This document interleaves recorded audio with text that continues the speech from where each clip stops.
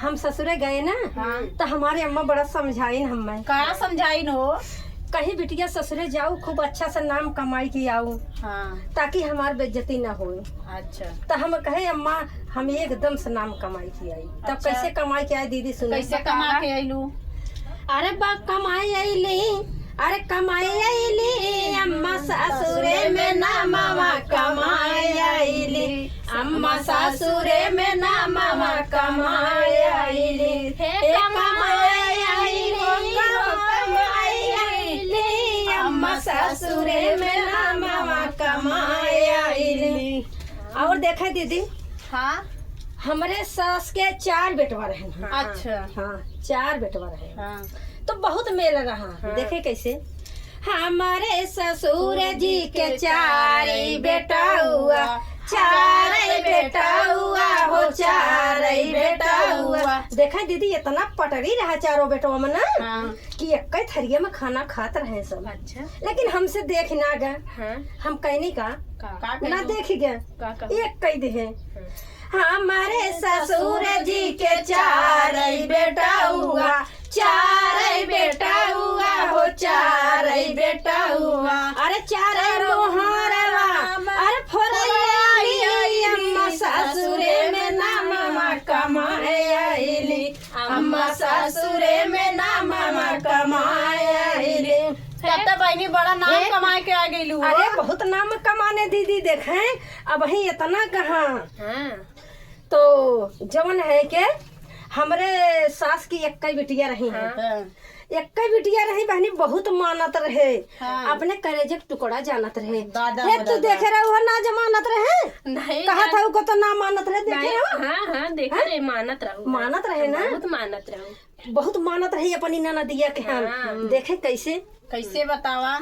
हमारे ससुर जी के एक बिटियावा, हमारे ससुर जी के एक बिटियावा, एक बिटियावा हो, एक बिटियावा। अरे वो न हो के झोटावा उपारियावा लो, अम्मा ससुरे में नामवा कमाई आइलो, अम्मा ससुरे में नामवा कमाई आइलो, हे कमाई आइलो हो, कमाई आइलो अम्मा ससुरे में नामवा कमाई आइलो।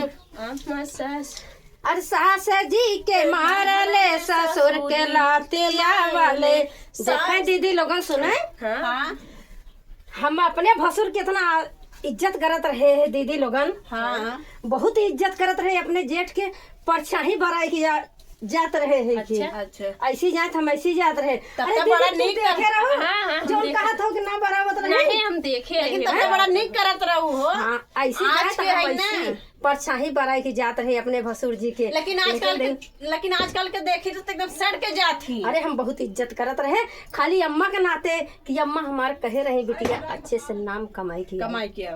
अरे सास जी के मारले, ससुर के लातिया वाले, सास जी के मारले, ससुर के लातिया वाले। अरे जेठाऊ के मोछिया उखारिया वाले, अम्मा ससुरे में नामवा कमाई आइलो, अम्मा ससुरे में नामवा कमाई आइलो, हे कमाई आइलो हो, कमाई आइली अम्मा ससुरे में नामवा कमाई आइली।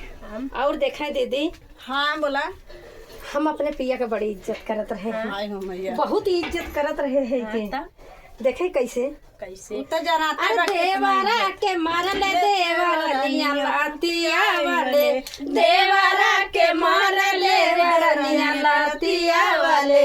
अरे पियावा के झूलो फिर उखारिया वालो, अम्मा ससुरे में नामवा कमाई आइलो, अम्मा ससुरे में नामवा कमाई आइली, हे कमाई आइली हो, कमाई आइली अम्मा ससुरे में नामवा कमाई आइली, अम्मा ससुरे में नामवा कमाई आइली।